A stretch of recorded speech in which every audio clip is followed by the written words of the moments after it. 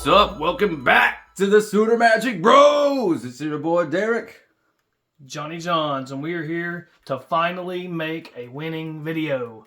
Finally. Yes, sir. What did I say last week and the week before? We're like, dude, last week, I'm like, next Sunday when we come on here and we make a video, it needs to be a winning video. I'm sick of making these loser videos. I'm so glad that we get to come on here, not only talk about a winning, we finally won, but Not just a win.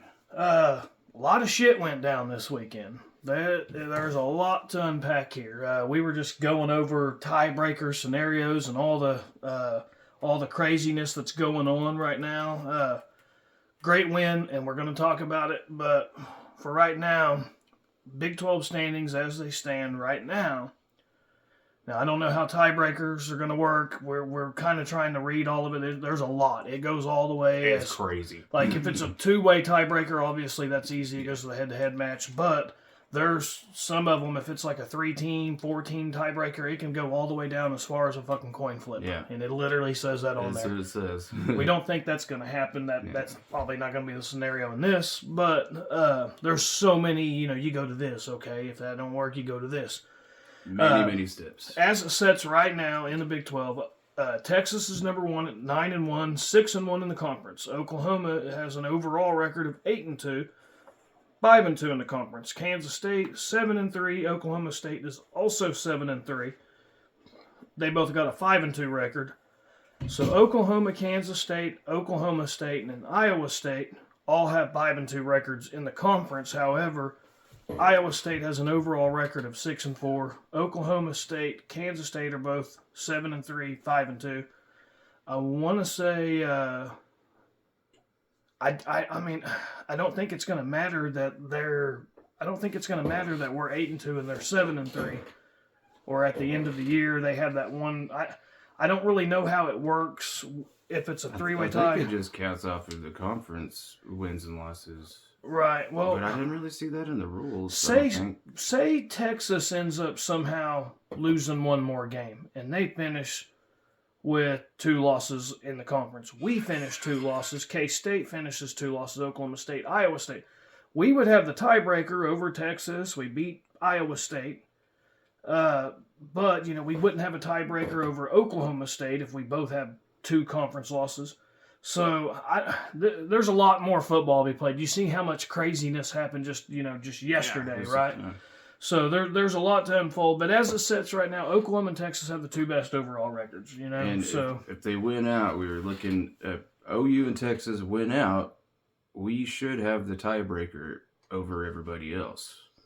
Like it'll be a Red River Big 12 championship, like 2018. Yeah, right. But still got to win some football games though, and got to see how it plays out. Right.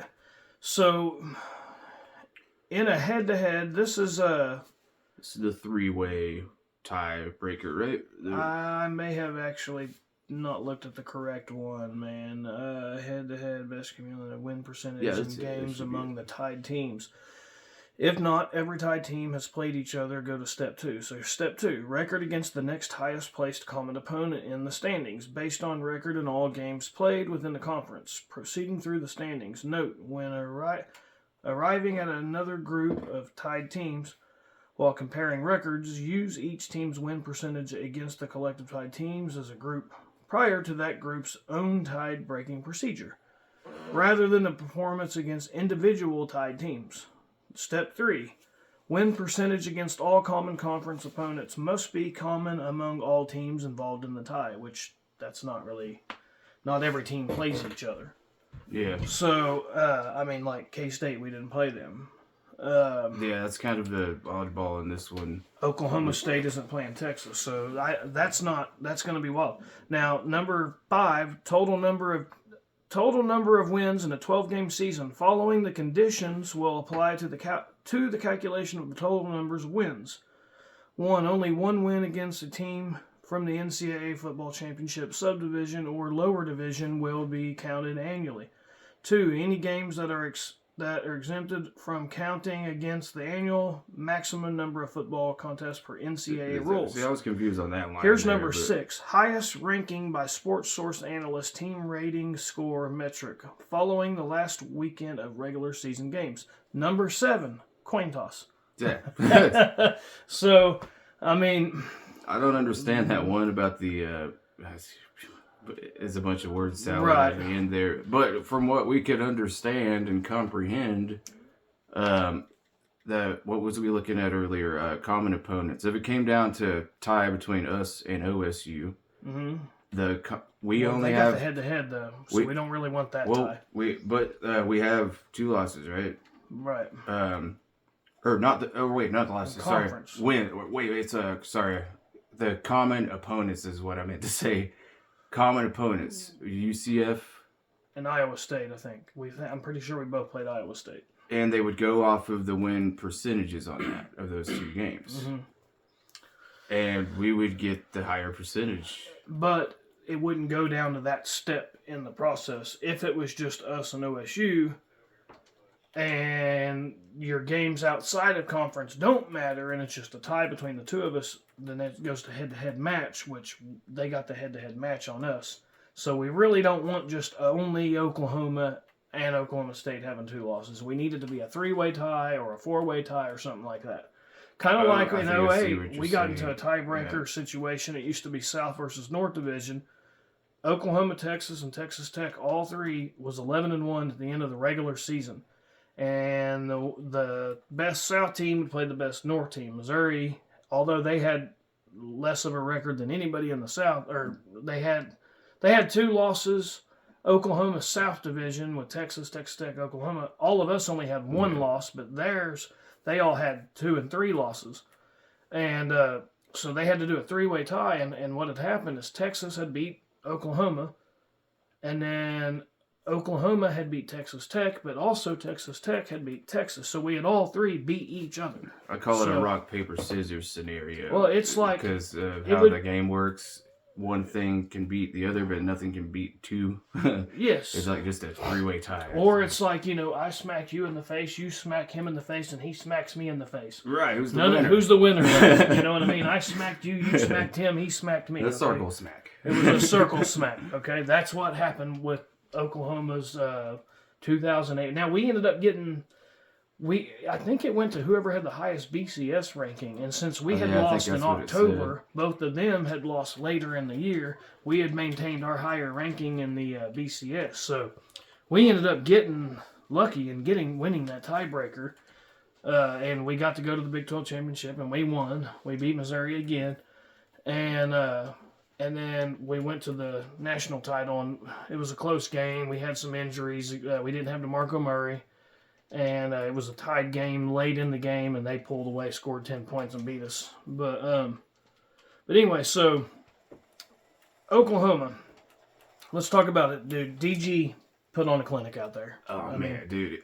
Okay, Baker Mayfield has been my favorite quarterback for a while, but DG is making a very strong case to become my new favorite quarterback from OU. Well, really all time, I guess.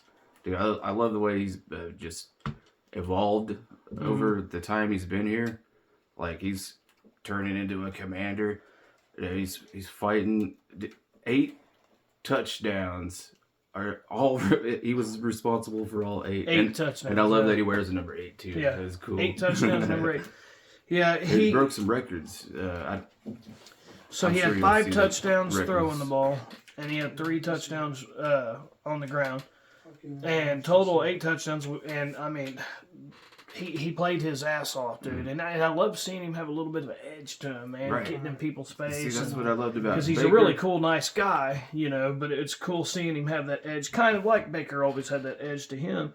And also, whatever happened with the Drake Stoops deal where he catches the touchdown pass and he's laying down. Now, he may have been trying to draw a flag. He said in the press conference, I guess he was just needing a breath of fresh air. He got the wind knocked out of him a bit and just needed a second to just breathe a little bit. That's what he said in the press conference. But I think he got hit pretty good, and maybe you lay there for a second, get your breath for a minute, but also it kind of helps. Hey, you might get a flag. if they see me laying here for a second, it might make it look a little worse. So I don't know. I kind of think maybe he was trying to draw a penalty.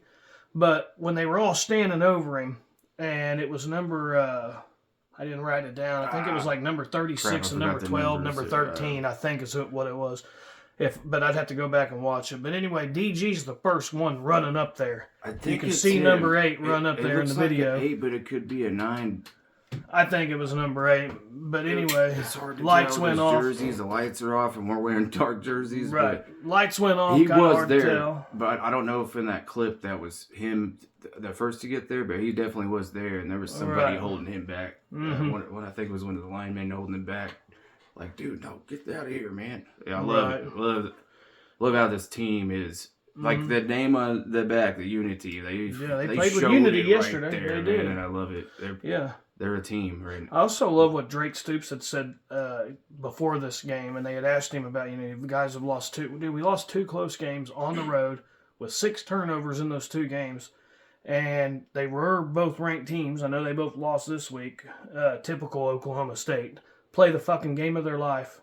Oh yeah, and if adult language offends you, turn this video off right now. We say that in every video. There's always that one guy. But yeah, we put on the videos that this is not suitable for children. So don't be a child and watch it. well, or if adult language offends you, don't watch it also. So if you get your feelings hurt, don't watch this video. But anyway, I really fucking loved it. When Drake Stoops, they'd asked him, you lost a couple close games. And basically asking him, how do you keep this team? You're one of the leaders on this team. How do you keep them motivated?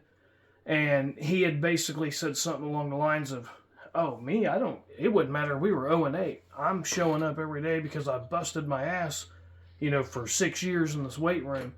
And I love my teammates, and I love my coaches, and I love the University of Oklahoma. Dude, that put chills down my back, dude. I loved hearing that. It's his facial expressions too, and he was like, "Who? What people?"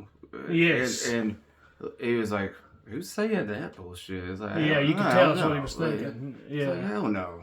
Yeah, exactly. It was a perfect answer, man. It just goes to show you what kind of guy he is, dude, and why his teammates do love him so much. But Drake Stoops, should we talk about him some more? He deserves some time. Oh, he had a hell of a game. He had 3 touchdowns. He had 164 yards receiving.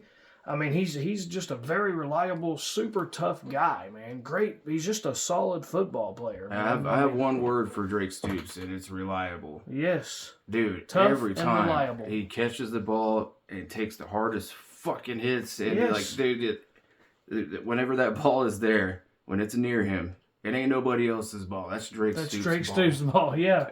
And go ahead and knock the piss out of him. He's still going to catch. He was still hanging on to that ball while he's laying on the ground. On it. Yes. Dude. So it was impressive, man. And it was so tough, man.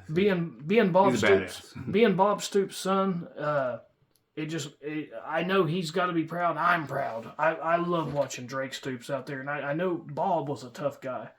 And yeah, Drake Stoops is too, but yeah, we could talk 2 hours about Drake Stoops and the football player he is, and DG. I'm becoming more and more and more of a fan of DG every time I watch him play. Now saying he's my favorite over all them Heisman winners is tough for me to say, but he's definitely one of my favorites. I like him. Yeah. But anyway, so Oklahoma State, typical Oklahoma State, dude. Y'all tore the fucking goalpost down. You guys act like you won the damn Super Bowl. And we had, of course, they called pass interference, of course, against OSU yesterday. Yeah. All of a sudden, I saw that all over Twitter. It was like almost identical. Yes, there was a couple of them that was almost identical. But either way, it was raining also. And I'm not going to lie to you. Me and Derek were actually rooting for OSU a little bit, not mainly because we wanted to see Texas and Kansas lose a couple games, and we were hoping to rematch OSU. Yeah. And there's nothing I would love more than to see us get to play them again. We've already beat Texas. We get to play Texas every year. I want OSU. I want us to play them again. I want us to embarrass them 45-3. Oh, shit. UCF beat us to the punch, though. Dude, did we hire the wrong offensive coordinator and quarterback? From UCF? Maybe.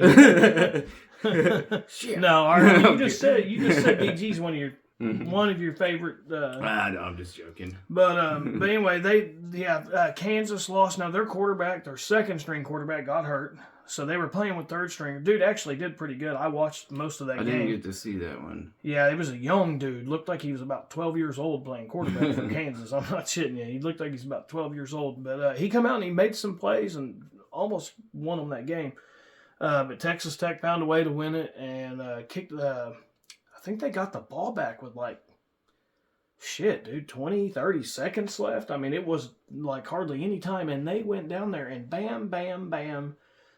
3 passes, they're already in field goal range. And they didn't even have to use their timeouts because they got a long ball, first down, stops the clock, and they're so good at lining up and snapping the ball right away. They were already ready to go and save those timeouts. And yeah, I heard they won it in the last couple seconds. They did. It was pretty impressive. I mean, they got down there. They put the pedal to the metal. I mean, I couldn't believe it. I'm like, what in the hell? I'll have to check that one out. It was pretty impressive, man. But anyway, of course, Kansas. Now, Kansas was playing with their third string quarterback. OSU, they went out there with the same guy.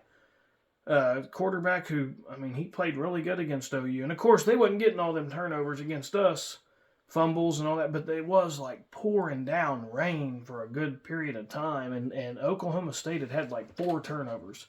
And it was just like quicksand. It was like being in quicksand. It just got out of hand, and it got where there just wasn't nothing they could do about it. And it just got worse, and it went from bad to worse for OSU. Yeah, and they never recovered from it. And I think that badass running back that they've had tearing it up for the last few weeks, I think he's a little banged up too, and he's playing hurt. I do remember there was a time, and I was like, why are they not running Ollie Gordon? That's your main dude. And it was pouring down rain. Mm-hmm. It's like, dude, just give it to Ollie. And they didn't. I think he tried to do 4 passes in a row, and then punt or 3 passes and a punt. Right. That didn't make sense. But I also... I will say, I swear, it would pour down rain whenever OSU was on offense, and then it would totally stop raining whenever UCF had the ball. A few times it did that, and I was like, you hate to see it. What? You hate to see it. The football gods are bad or something. It was crazy, but that rain was insane too. You could barely see down the field, I bet. So, hey, there's another team that got beat, and yesterday they took their 4th L this season. Oh, Mary Kay Williams, ain't that what they call him on the OCF, Mary Kay Williams? I really don't want to clown on Mary Kay Williams. We like Caleb Williams. We don't really have any beef with him. By the way, hey, he beat Oregon when he was with us, just saying. Yeah. Oh, yeah. Yeah, they got beat by Oregon. They actually played pretty decent against Oregon. I thought they were going to come back and win it. Yeah, they actually played pretty well. I mean, there were some people thought it was going to be a bloodbath, and I mean, it ended up being a 36-27 game, and honestly, if they don't have some turnovers, who knows? They may upset Oregon there. But that's... Caleb is still fun to watch, though. Even though... Oh, yeah, he's a great player. Offensive line instantly collapsing every play. Every play. It takes off. It's like he knows which way it's going to collapse and mess up, and we're still making some crazy plays. Absolutely. I am... I feel vindicated as a OU fan already. We hated. Our point's proven. We were hating for a long time, but now I'm at the point where I feel bad for Caleb Williams. Just him, because he didn't do us dirty like Lincoln and Alex Grinch leaving in the middle of the night. Caleb stayed to finish the season and go to the bowl game at least. And that dude, I kind of want to rewatch that one because Bob Stoops was coaching it, and dude, it just makes you think what could have been. But, I don't know. I'm at the point where I'm I feel bad for him. He fucked up. He fucked up. I think he made the wrong decision, but... he should have stayed here. If he stays here at Oklahoma, he doesn't have 4 losses, and who knows, we don't have 2, and we damn sure don't have 7 losses last year. And I'm sure, like you said, dude, watching him last night, that pocket would collapse immediately. And he would spin out, make a, typical Caleb Williams magic. We've seen it from day one. Dude, the birth of Caleb Williams was against Texas in the Cotton Bowl. True freshmen. We're getting our ass kicked in. And it's looking like it could be a bloodbath. I'm thinking, oh my God, this is going to end up being one of the worst ass whoopings that Lincoln Riley has ever had in his career. We were about to turn off the game and go fishing. Yeah, even worse than the LSU game. And I'm thinking, oh my God, dude. And we had already played like shit for a lot of that year. Like we had barely mustered up any points against Nebraska and West Virginia. And we almost got beat by Tulane. And the whole year, this team just wasn't looking very good in 2021. And Caleb comes in. Spencer Rattler seemed like he kept getting sacked. And he would either get sacked or the pressure would get to him. He'd throw a shitty pass. And just overall, the offense was looking like the worst offense I'd seen Lincoln Riley have. Caleb Williams comes out, and all of a sudden, that offense that is getting Spencer Rattler sacked, Caleb Williams is scrambling out of it, and now he is a problem for defenses, and he's either making plays with his feet, or if they do get lucky and someone's on him, he'll find someone wide open downfield, and he come into that game and just straight up stole the show and saved our season. And other than up until we played Baylor and all that bullshit happened where Lincoln wasn't there, family issue, whatever he was dealing with, wasn't there, and then all of a sudden, offense plays like shit even with Caleb. He was running for his life. The team looked a lot like USC's football team this year, and we end up losing 2 games late. We still didn't lose 4 games, which kind of goes back to what we've been saying the past 2 years. We're like, dude, he's a pretty good coach, but he took over a fucking championship caliber football team and coaching staff already there. In 2017, Bob Stoops left it to him. He lost the playoffs by 1 score. His second year, he loses playoffs by 2 scores. His third year, he gets blown out in the playoffs. 4th year, he doesn't make the playoffs, but he still wins the conference title. 5th year, doesn't win conference title or make playoffs. 6th year, doesn't win conference title and at USC and doesn't make the playoffs, and loses 3 games for the first time in his career in 1 season. Yeah. The next year, which is this year, he loses 4 games already for the first time. So he has had a little, like in increments, he gets a little bit shittier and shittier and shittier and shittier every year. So I'm glad it's official. I can officially look myself in the mirror and say, thank you, USC. Thank you, Lincoln Riley. I am so glad you guys dipped out on us to get a couple more $1 million in a city where, let's be honest, making $10 million in Los Angeles ain't shit compared to making $7 or $8 million in Norman. I'm telling you right now, it's not. Like, we can live anywhere we want, dude. We live in Oklahoma because we fucking love it. Yeah. And don't get me wrong, I love other cities. I love visiting. I like visiting. I love partying and visiting other cities. I love my home. Home is here, and I love living here. So I'm a little bit. It's a little bit unfair for me to say it, but I mean, Lincoln Riley is from Muleshoe, Texas, and I think I'll be honest with you. They've been catching him. We've always said he is full of shit. He's a fucking liar. He's a worm. Like, that dude is the kind of guy that will piss on your leg and try to tell you it's raining, and be like, yeah, it's raining. I didn't just piss on your leg. No, I didn't piss on your leg. I sent my piss to the portal, and the portal pissed on your leg, or something like that. Yeah, I peed in the bottle, and the bottle pissed on your leg. Yeah. But he, hey, I'm not going to be the next head coach at LSU. I'm going to stop you right there. Yeah, I'll stop you right there. Yeah, and but yeah, he's a bullshitter, man. He's full of shit. Like when he said, "I watched Oklahoma's defense go from something that was in a matter of months, went to the strength of the team. Win, bro. He was talking about whenever Grinch showed up, and there was a glimmer of hope there for the a little COVID bit, year, and he's talking about that. The COVID year, like on the COVID year, and those weren't Grinch's players, though. I believe is what he was talking about or referring to. I'll say something about this. Lincoln Riley has had multiple different defensive coordinators. Now he's got Odom and the other guy, co-defensive coordinator in the team right now. He had Ruffin McNeil, he had Mike Stoops, he had Alex Grinch. Defense with Lincoln Riley, I'm going to tell you this right now, and until it changes, this is what it is. His defense always sucks. Sometimes the opposing team's offense just has a bad game. It's never that his defense is good.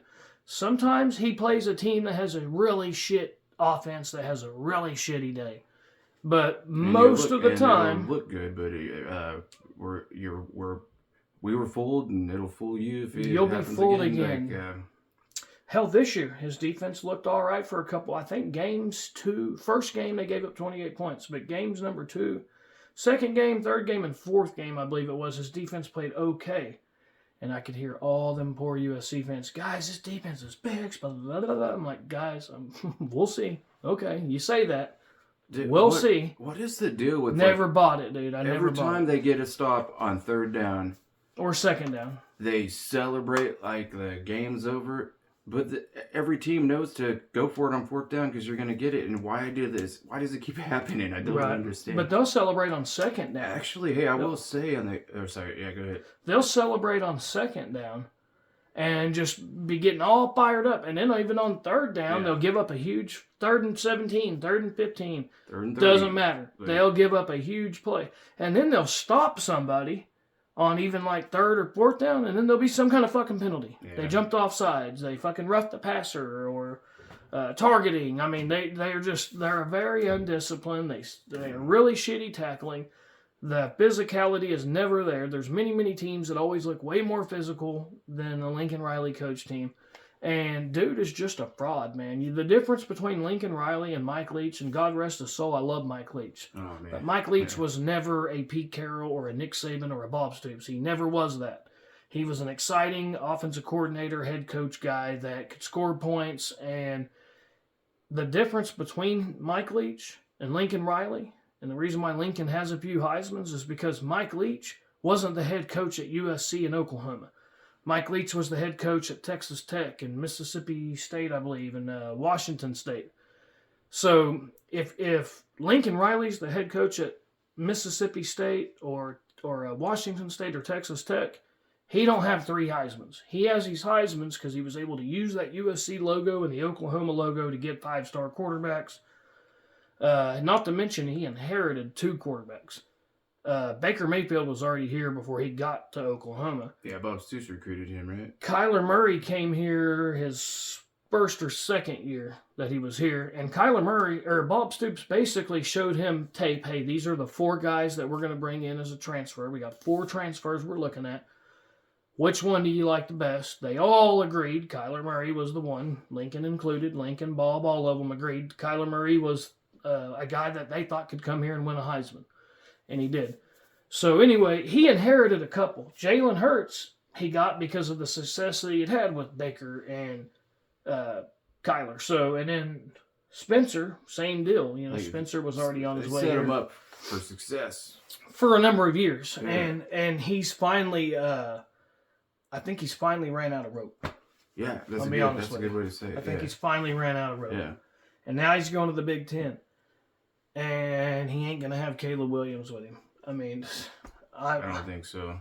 Whether or not Brent Venables... I'm sure he'll find somebody, though, because his name and track record, but... Right. I'm sure whether or not Brent Venables is the next Nick Saban or the next Pete Carroll or the next Bob Stoops or not, I know Lincoln Riley definitely wasn't. So I'm happy to be moved on from him because... The longer he stayed here, the longer and longer we were just going to keep, dropping a few increments each year. So I'm glad. Overall, you got anything else to say? It's a wild week of football, man. Yeah. Did you watch the USC game last night? Mm-hmm. Okay. It may have just been me and being drunk, but did it seem like the defense was actually improved a little bit? It seemed like they were trying to prove that they were good, and without Coach Alex wasn't. Grinch already. It kind of felt like they were doing their best to prove to everyone that hey, this is Alex Grinch's fault. This is what we want to do, or something. We play good without him. That's kind of how. And I thought that they would play better. If you remember when we fired at times, yeah. Now they did still give up huge plays. They still didn't tackle worth of shit. They still had penalties, like when they make key stops and. Still overall looked like a Lincoln Riley defense, but they did kind of remind me of what we looked like when we first fired Mike Stoops.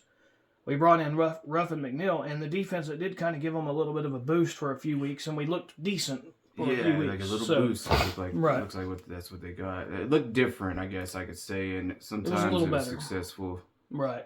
I don't know how long it would last. Obviously, it didn't even last 4 quarters, but we'll see what happens, man. If I'm Caleb, I'm definitely. I mean, I guess you check out. I mean, do you take a chance of playing that one more game and getting hurt? They don't have a Pac-12 title for damn sure now to play for. They don't have. I mean, what are you playing for at this point? The Holiday Bowl, the fucking Cheez-It Bowl. I don't think there's a Cheez-It Bowl anymore, but Alamo Bowl. I don't think. I mean, I don't know. But it may be time for him to go ahead and kind of. If he's about that money, and that's why he went there in the first place, I believe. So I could see him going to the NFL. Now, here's something he might be playing for. Maybe you're like, dude, I don't want my last college football games to be 2 losses where I back-to-back lose to Washington and Oregon. I want to go out. I want to leave with a big win against UCLA. So maybe something like that happens. Maybe he plays just because, hey, I want to go out with a win. I want to do everything I can to beat UCLA. And I mean, I think it's a kind of a. If you ask me who was going to win out of Oregon and Washington when they're USC versus Oregon or USC versus Washington, I mean, 100% I'm putting my money on Oregon and Washington to beat USC. But UCLA, I think. I mean, that's kind of a coin flip. I feel like if you said, let's bet on the game, and we flipped a coin as to who got who, I feel like I'd be happy with either pick. I think I could see UCLA beating them, but if USC has Caleb, I could see them winning it also. So, I don't know. I think Caleb could go to almost any other college, but definitely any Power 5 school, and they would kick ass. Like anybody that has something better than whatever the fuck he's got going on over there, they'll be successful. Anybody that I really think any team that has he's going to be successful.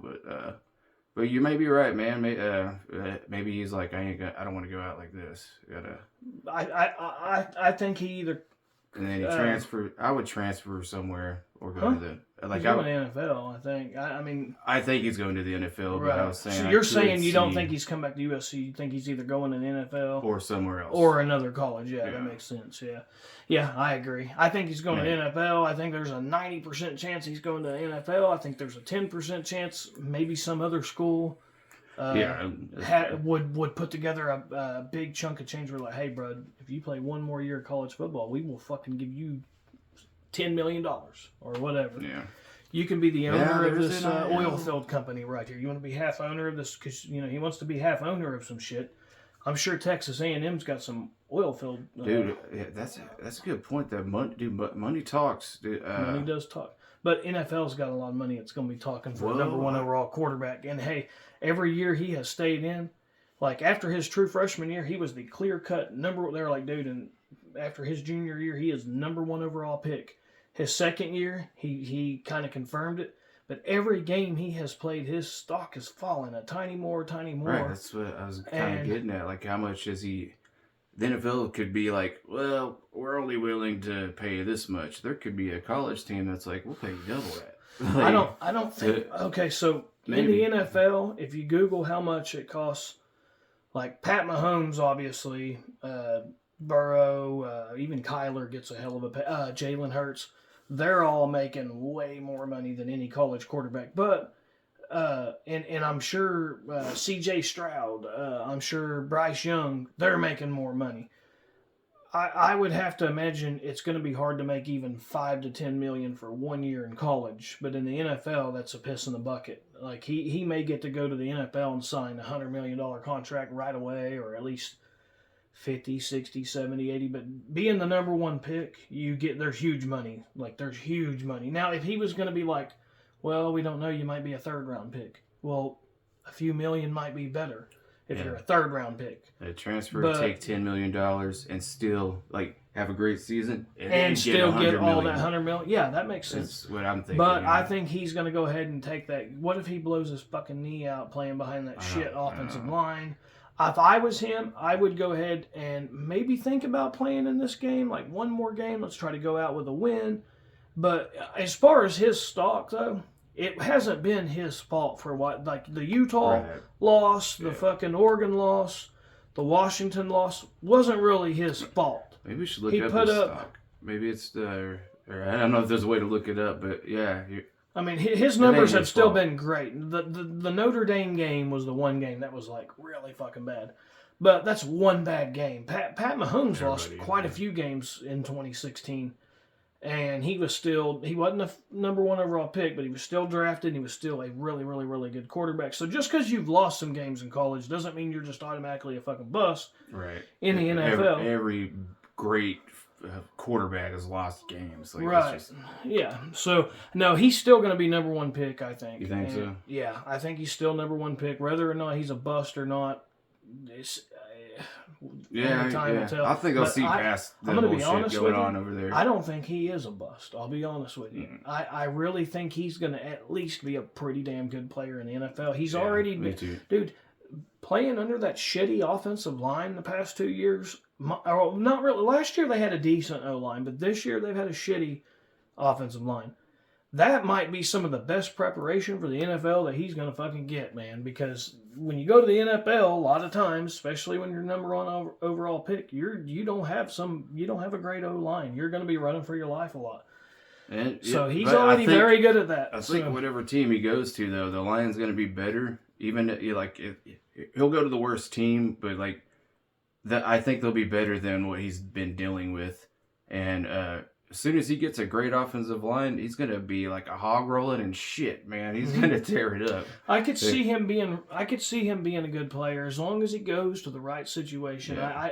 I really don't. I can't sit here and tell you I think he's going to be a bust because I just don't. I don't think he is going to be a bust, man. I think he's going to be a pretty good player. And if there's anything good I can say about Lincoln Riley is all his quarterbacks have been pretty damn good players. It's hard to have even one great NFL quarterback that you coached. USC had a hell of a run with Matt Leinart and Carson Palmer and butt fumble. Matt Castle. They also had they had Matt Castle. They had Matt Leinart. They had I just said his damn name, Carson Palmer, and then they had Mark Sanchez, butt fumble. And I mean, and then Barkley. So they had like a good run of NFL quarterbacks, but how many of them were Pat Mahomes or Jalen Hurts, like really, really good multi-year starters? So it's really difficult to put out even one of those guys. Carson was good. It's hard to do one.